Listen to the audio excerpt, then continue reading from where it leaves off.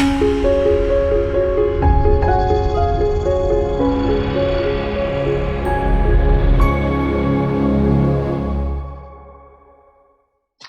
everyone, welcome back to the show. This is your host, Dr. Joseph Kappas, and today I am joined by one of the neurological wellness's very own, it's a mouthful, Dr. Michael McAuliffe. Thanks for joining Hello. me, Dr. McAuliffe. Absolutely. I'm really excited about your topic today. We were just talking about it a little bit, and I think patients are going to, and listeners are going to be really interested in what we have to talk about. I agree. But I don't want to spoil it, so why don't I let you describe what we're going to talk about today. Well, cool. So first off, thanks for having me on. I was really excited when you asked me last week if I wanted to come on the show. I said absolutely, and then I was thinking about what I should talk about. Right, I was kind of going through, looking at old podcasts, what you already talked about, and then just by happenstance, it was a couple patients in a row. They kept asking me the same questions, like, why are we doing these eye exercise drills? And I was like, that's a really good question, because oftentimes it can seem kind of unrelated to their problems, right? They're coming in with, let's say, brain fog or something, and here I am looking at their eyes, and they're like, that's not what I said. I didn't have trouble reading, let's say. So I thought it was a really good question, and I ended up spending 10-15 minutes with each of them talking about it, and I thought this would be a good place to kind of talk about an overview of all eye movements, why we care so much about them, and that way it'd be a good resource for patients and listeners alike. Yeah, absolutely. And that's probably one of the most common questions that we all get asked kind of on a daily basis. And it can seem very unrelated to, why they're coming in and why we look at them so extensively. So I think this is going to be a perfect topic for the type of listeners that we have. So before we dive too deeply into the topic, I like to get a sense from every guest on why they actually got into this particular field. In your case, the field of the functional neurology. What brought you to this, Dr. Michael? Absolutely. So originally I was in undergrad on the pre-med track, trying to figure out what I wanted to do. I thought it was something with surgery, either a surgeon, anesthesiologist, something. So I was doing my time in the hospitals, shadowing different doctors. And one thing I kept coming to was a doctor. They're saying, hey, like, it's great, but if I knew this or if I knew that, I would have never done it. So I'm sitting there, 20 years old, saying, oh man, I've got another 8 years ahead of me. What am I getting into? Until finally I went and shadowed Dr. Hubbard in my hometown, great functional neurologist. And she's like, I love what I do. It's so rewarding. I get to work with people every day. I get to help people who, have been to numerous other doctors who haven't been able to be helped. And it's a very rewarding thing. So I hung out with her for a couple of weeks shadowing, and then I finally said, I love this. What do I need to do to be a part of this? And ever since then, it's been functional neurology for me. Very cool. Very cool. And going through school, you were one of the leaders of the whole club, and so you have a lot of experience teaching, I think, this particular topic. Yep. Yeah. So that came kind of naturally. So I was lucky enough to teach Neuro Club for a few years, and we talked a lot about eye movements then. And hopefully I can do it in a succinct way where people can understand it. Yeah, the man for the job. So let's get into it then. So we test a lot of different eye movements here in our clinic. Can you break down the different eye movements and that we test and why they may be important? Of course. So generally, we have different types of eye movements. We have fast eye movements that allow us to move our eyes to an object of interest. Right. So no matter what we're looking at, we need to get our eyes there quickly so we can see it. And then when the object's moving, we need to have other mechanisms to allow our eyes to stay on that object of interest. Right. So we can do this both voluntarily. Right. So if I can move my eyes around looking at you, but we also have reflexes. So like as I move my head from left to right, my eyes reflexively move along with it. So we can do it under voluntary control or under reflexive control. And we can do it in all directions, right? We can go left, right, up, down, combinations of the both, and then as well as near and far, right? So we have a lot of different systems working to make sure that our eye movements are accurate and controlled in all these different planes. So I think that's the best overview without getting into the nitty gritty of each type of eye movement. Basically, there's fast ones that get us to the object, and then there's slower ones, which can still be relatively fast, that keep us on the object. And what are some examples of maybe some issues patients may present with if they have one of these vital eye movement mechanisms that aren't functioning properly? That's a great question. So with the fast movements, let's start with those. Those are called saccades. Mm-hmm. A lot of times people aren't accurate with their saccades. So you can think about it if you're looking from your left eye to your right eye, when you're talking to someone, if you're just not accurate, you're going to jump your eyes from here over to here. And if you just miss the target, it sends an error signal to your brain saying, hey, that's not where I wanted to look at. And then it needs to do another jump, right? So now instead of just having one saccade, we need to have two saccades. And the problem with that is every time we're doing these fast eye movements, they're so fast that our brain can't actually process the information. So essentially we're blind the entire time our eyes are moving from side to side. And just because our brain's not quick enough to process that information. So if we're doing multiple saccades for each time that we're supposed to be doing one, we're blind essentially for longer than we need to be. And that can have a lot of consequences with like processing, because if we're just not getting the information to our brain quick enough, of course there's gonna be some kind of delay. So that can look like a lot of different things in patients. I recently had a patient where he had 3 saccades, right? So he would go and try and come from target A to target B. He'd go past it, and he'd jump past it, and then he'd finally land on the target. And he was coming in, he relatively normal guy, but he said, I don't know what's going on, Dr. McAuliffe. I just don't feel as crisp as I used to. I'm just kind of slowed down. My processing speed isn't there, but I can't really put my finger on it. So we did our testing. I looked and I was like, hey, this could definitely be one of the culprits. Like every time you're trying to do stuff, it's taking more processing time than it should. Mm-hmm. And one of his big complaints is he was trying to sort files on a desk. And he's like, I just couldn't do it. I ended up having to quit and walk out of the room, and my assistant had to do it. And what I think was happening is each time he was trying to find a name on one of the manila folders, his eyes would jump past it again, and they finally land on it. And it was just so frustrating to him to not be able to process the information quick enough that he couldn't do it. So that's one of the big ones with the fast eye movements is that accuracy. Another one that we like to talk about is the latency. So how quick you get off the line, right? If you're at a track meet and you're standing on the blocks and the gun's up in the air, how long does it take you from the time the gun's shot to taking off? That can play a big role in those things too. And then as well as how fast the movement of the saccades actually are. So how fast the eyes are actually moving. Like, are they going 60 miles an hour, 70 miles an hour? Just as an example. Mm-hmm. So that's kind of the gist of it with the faster eye movements.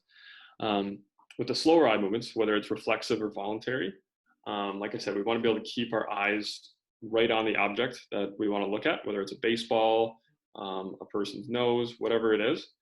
And one of the big things that can happen with that is our eyes just aren't calibrated correctly to keep up with the target. So oftentimes the target can be moving ahead of your eyes and you're lagging behind, and then you need to do one of those fast eye movements to catch up to it. And again, the problem with that is the time that our eyes aren't on the target, and then they have to jump to correct to it. We're essentially blind for that time, so then you're not going to be able to see whatever you're looking at. So this is a problem, say for a baseball player, a football player. They're trying to track the ball as it's coming into them, and every time their eye jumps off of that ball, they're going to lose where it is in space. They're not going to be able to track it appropriately, and then they're going to miss the catch. Mm-hmm. So a lot of times hand-eye, foot-eye coordination problems might have nothing to do with your hands or feet, but more so with how the eyes are following the ball or whatever it is that you're trying to track. Yeah, that's a good point. I feel like a lot of people don't really focus on the eye part of the that whole hand-eye coordination. The hand-eye, yeah. I feel like with those slow movements, obviously for athletes, I think it's important, but I see a lot of patients who end up, if they have issues with their slow eye movement tracking, they end up possibly with some like neck pain from recruiting other areas of the body. I don't know if you've seen some similar things. Yeah, so kind of like we said earlier, when we were talking about as I move my head from left to right, I need to use these neck muscles to fire and turn my head. And reflexively, as it happens, my eyes go equal and opposite to what my head and neck are doing. Likewise, as my eyes are doing these movements, they're reflexively telling our neck to do equal and opposite things. So while it might not be like you can touch your neck and as you move your eyes to the right, you feel a big spasm in your neck. But reflexively under the surface, there's an increase in firing in those neck muscles. And when there's aberrations, that can cause just an increase in firing of those neck muscles and cause neck pain, headaches, things like that. As well as with patients who have, we haven't talked about this yet, but sometimes patients aren't as good at looking to the left or to the right. And to compensate for that, they'll actually just turn their head so that, for example, if they can't look to the left as well, they'll make sure everything is off to their right in space, and they can turn their head to the left. Or sometimes opposite things can happen, but as a general thought, neck pain can definitely come from a lack of ability to move the eyes appropriately.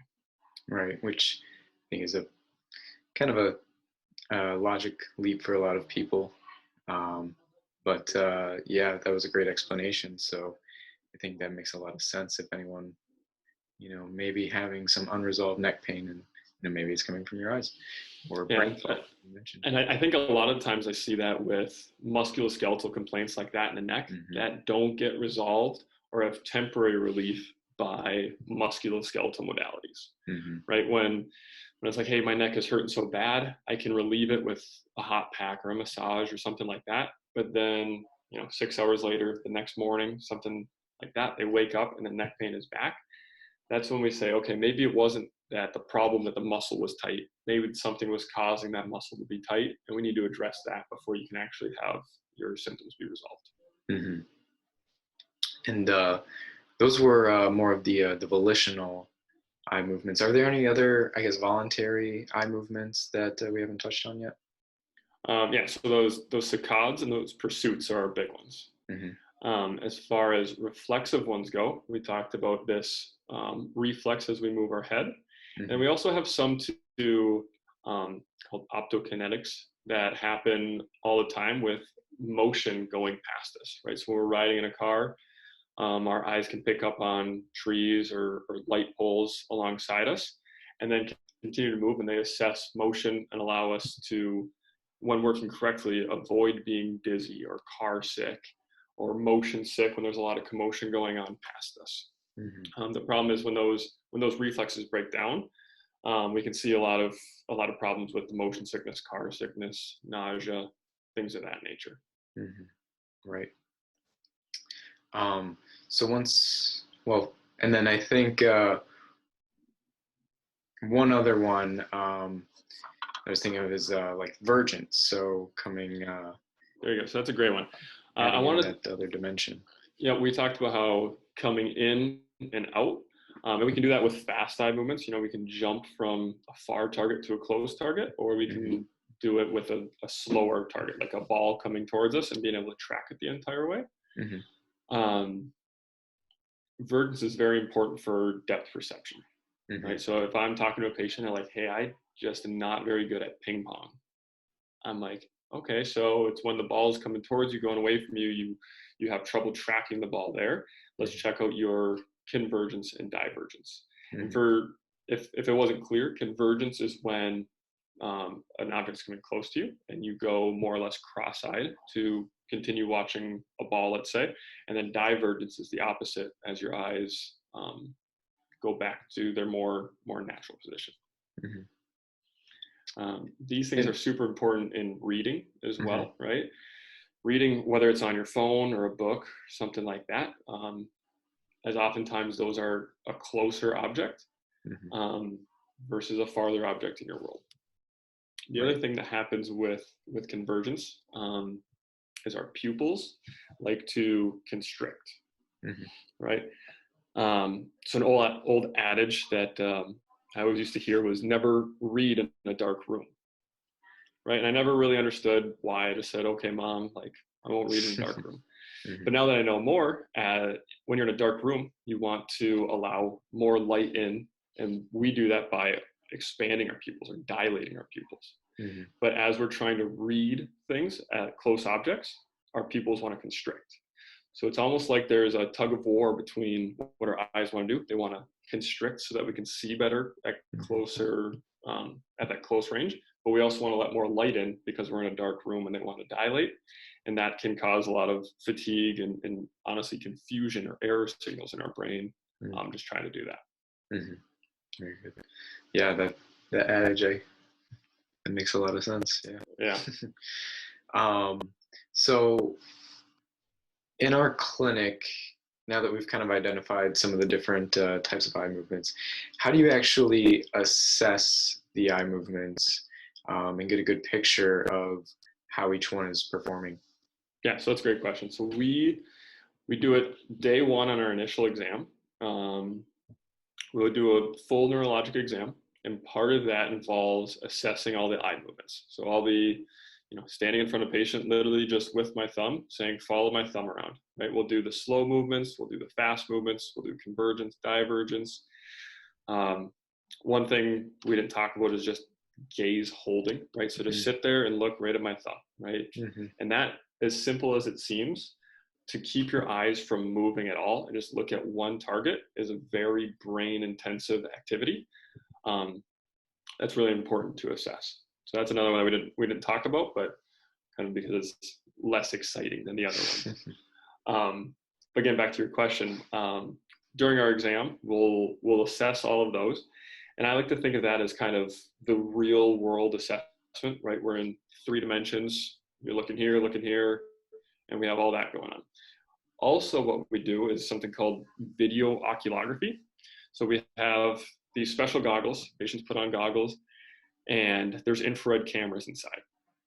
These cameras record their eyes during all of these movements. So they'll be sitting in front of a TV, and we'll have an object on the screen of the TV. It'll go back and forth, and they'll do those slow movements. Then the dot on the screen will jump around. They'll do their saccades, and we test all of that stuff. But what's cool about that is we can also see it with total darkness, right? So we can put a cover onto the goggles, and the infrared cameras can still pick up the eyes. So we can watch what's happening in someone's eyes when they aren't looking at anything. And this is really important because we can suppress abnormalities, right? So if I'm looking at something, my brain is good enough to say, all right, I want to stay right here and not move my eyes. But when you don't have that, when you're in total darkness, you kind of get the real picture of what their neurology is doing regarding their eyes, and they can't compensate or suppress it by using visual information. So that's a really good feature of that tool. And then what else is cool about it is we get to sit down with the patient after we do our exam and all our diagnostics, and we get to show them exactly what their eyes are doing, right? So that we sit down, we look at a big TV, and we can see their eyes right on the screen from the cameras. And I get to say, remember when we talked about how, we were doing the convergence and that left eye wasn't moving as much as the right, or whatever it was, and they can see it, right? So they get to sit there and they say, oh man, that makes sense. And then I like to explain to them, this could lead to, let's say your neck pain, like we talked about, like if this could be a cause of that. And then they know what our goal is. Our goal is to make those eyes move more appropriately. And then once we see that, we should be seeing resolution in the neck pain. And then we're all on the same page of why we're doing these eye exercises. It's not just because I said so, this is how you get better. It's they understand what's going on. That's our goal, and that's what should happen. Yeah, and having that visual confirmation of you actually showing them on the TV what their eyes look like and really being able to break down like, okay, this is the problem. Yep. This is what normally should happen in a healthy eye, and you can see that this isn't actually happening in your eye, and it makes sense why you would be having these symptoms then. Exactly. And a lot of times, for a lot of our patients who have been to a lot of different doctors and haven't had the results that they've wanted, um, oftentimes, right, in the field of functional neurology, is there's no pathological process going on, meaning that all the brain areas are still there, they're working mostly appropriately, but the function of them might just not be at 100%. It's a good confirmation for them to not feel like they're crazy, right? Because they keep going to these doctors, everybody's saying, hey, look, like these areas are working fine. I don't have an answer for why you're feeling that way. A lot of times it's the kind of that confirmation, like, look, you're not crazy. This is what's going on. And we can show them, and they can see with their own two eyes what their two eyes are doing. Yeah, and I think that's one of the most relieving things that we offer here is most people do come here and they say, nobody can find out what's wrong with me. Nobody's, my MRI was normal, my CT was normal, all these other testings that I was run through were normal, but no one's looking at some of the things that we are. And I think, you're spot on. The eyes are a huge window into, how their brain's functioning that no one else is really trained to test for. Yeah. There are certain people, but yeah. Piggybacking kind of off of that topic, why, I know this may be a broad general question, but why might somebody's eye movements not be working properly? Like, what could lead to pathology in the eye, basically? It's a great question. I'd have to say number one is concussion, right? We see it all the time with concussion where people will come in and they'll have eye movement abnormalities. Now, of course, if we don't have a baseline test beforehand, we can't say with 100% certainty that the concussion caused this to happen. Maybe if we had the baseline beforehand, their eye movements were perfect, and then they had a concussion, we retested, then we could be more confident saying it. But generally what I tell patients is this is consistent with what I see in concussion, right? It wouldn't surprise me if that was the cause of this, but I never like to say anything with 100% certainty if we don't have the baseline beforehand. And so what happens with concussion is a lot of the time we think about, the classic pictures of the brain rattling around and doing that, sloshing off the sides of the head. But a lot of times the big areas affected in concussion is actually our brainstem areas, right? So our brainstem is an area lower than what we all consider our brain, in between there and our spinal cord, and that's what houses a lot of the machinery for our eye movements, right? So all the nerves that go to our eye to move our eyes around, as well as a lot of the neurons that control whether the eyes are moving or not moving, are all housed in that brainstem. And so with concussion affecting that area, a lot of the time we can see the results in the eyes right away. So I'd say that's definitely a big one. Sometimes it's just developmental things where as kids are growing up, the pathways never plasticize appropriately, meaning they never came in and were efficient in moving like they should. I'd say those are probably the top two in consistency of what I see in eye movement abnormalities. Yeah, for sure. And then, so say I have a concussion and I, am maybe having neck pain and focus concentration issues now, light sensitivity, whatever. Yep. Maybe some motion sensitivity, and I'm like, oh, maybe my eyes aren't moving properly after hearing this. And then I come to you, you say, yep, your eyes aren't working properly. What can you then do to fix my eye movements and help me feel better? That's a good question. Before I get to that, let me just say that part of the problem is in and of itself that the eyes aren't moving appropriately. Kind of like we talked about, harder to track the ball, harder to do this and that. But also it's just a clue to me as a clinician to say this area of the brainstem isn't working as well. Right. So if I can tell a difference in, their vertical eye movements are doing good, but their horizontal ones aren't, then I know what areas that's associated with.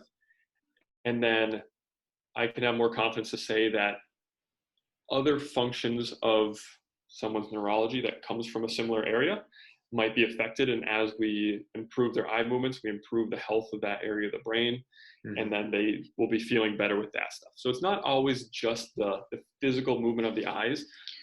It's also showing the health of that area of the brain. Right. I'm glad you brought that up, because if it was only just the eyes, then that would be the only thing we do in our exam. And as many people know, our exam is 3 hours, and it doesn't take 3 hours to assess the eyes. But yeah, I'm glad you brought that up. Yeah. But so what are some of the things that you may implement in practice in order to fix the eyes, fix the areas of the brain that move the eyes? Great. So with each of the eye movements that we talked about, you can do other eye movements to try and retrain them, as well as you can do things kind of like we just talked about, but in reverse. Other things that have similar brain areas you can do, right? So for example, our pursuits are associated with our parietal lobe. And I don't want to turn this into a neurology lecture, but our parietal lobe is what gives a map of our body. So we can do different things on someone's body, and having them sense where their body is better, to try and help out with their eye movements, right? Because you can see that if the machinery is doing better, then all the functions that the machinery does will end up working better in the end. But more specifically, and honestly, probably more practically in practice, let's say there's a problem with someone's pursuits, right? As they're going back and forth, we can do things with the reflexive pursuit, more or less, like we were talking about this neck head movement. All this is a pursuit that's generated by our vestibular system in our neck, right? So if those are doing good, we can use those to retrain the voluntary pursuit, to try and focus on that neuroplasticity, and decreasing the amount of error signals into someone's brain, to try and retrain that so that they can do it by themselves easier. I think that's using reflexive mechanisms to retrain the voluntary ones is probably a good way to describe and a simple answer for what we do with treatment-wise with the eyes. Right. More so you're trying to perfect form over, Exactly. Yeah.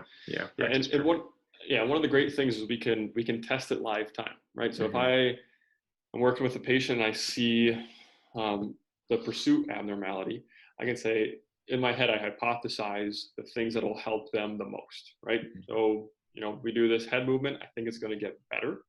We'll do the head movement, retest it. And if my hypothesis is correct, then their eye movement will be better. It literally happens that fast, where our brains are so great at adapting and being plastic, changing, that we see changes almost immediately sometimes. And it's not like they're forever cured after 1 second. We continue to do it so that they develop that neuroplasticity and it becomes their normal. But if that first hypothesis, which might have made sense on paper, didn't work for that person in particular, then we move on to hypothesis 2. And we test that. And then we just keep going down the list until we find whatever works for that individual. Because that's the thing that as I'm in practice longer and longer, I see that the textbooks aren't always how people present, right? Everybody's an individual. And even if it makes sense for a board exam or on your test, it doesn't always work with the person. And you need to have backup plans. Keep testing it and trying it so you know right away what's going to have the best probability of having a good outcome with that person. Right. Every brain is different. Everyone responds to things differently. So yeah, you're exactly right. Having a creative backup plan and having just that experience to continually try new things that make sense is really, really important. And I think that's what sets this particular profession apart. Yeah, I agree. Yeah. So any final closing thoughts for us, Dr. McAuliffe, on eye movements in general, or patient care concerning this? one more story I'd like to share. We kind of talked about reading and that stuff. But I just had a patient the other day who was in, we were doing the exam. And again, I was bedside testing her eye movements.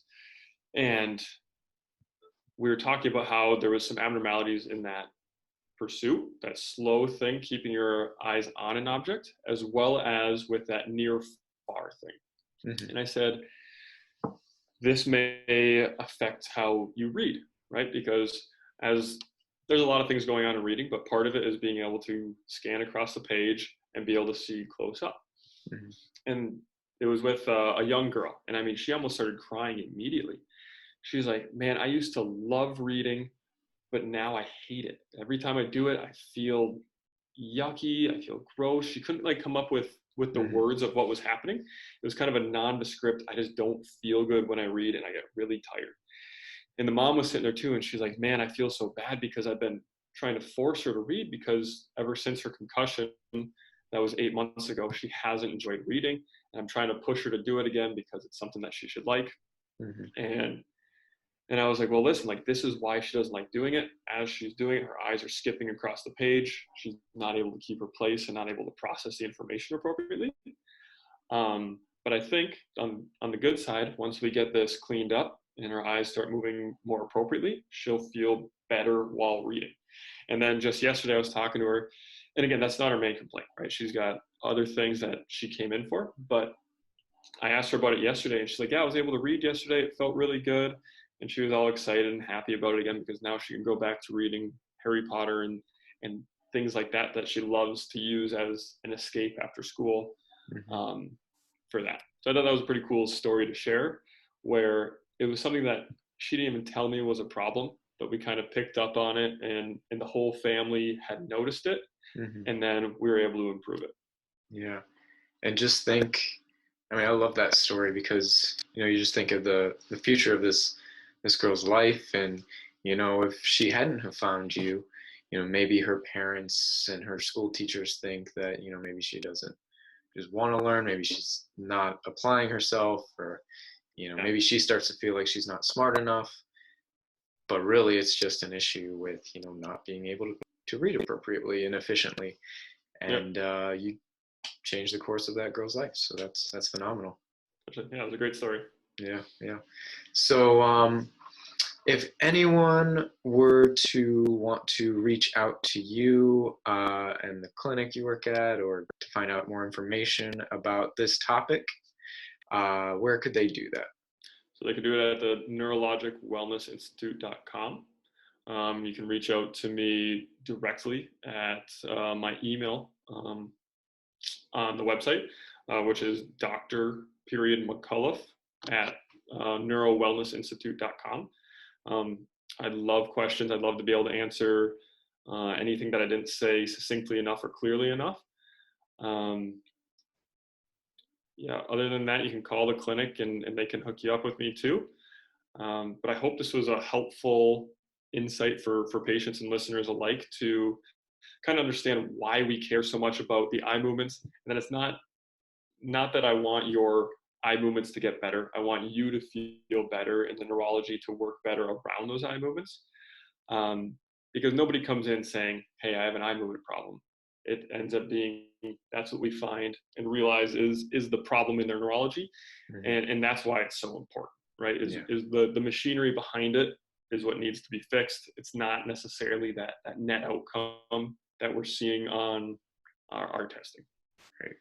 I think this topic is so pivotal to what we do on a daily basis and what we look for that this should almost be a required viewing before coming in. Yeah, I think it'll save me some time. Next time someone asks me about the eye movements, like, go listen to the podcast. There you go. Yeah. But I want to thank you again, Dr. McAuliffe. This was a fantastic episode, and I can't wait to get it released and get it out there. Great. Thanks for having me, Dr. Kappas. Of course. And this has been your host from the Neuro Wellness Podcast. Be well.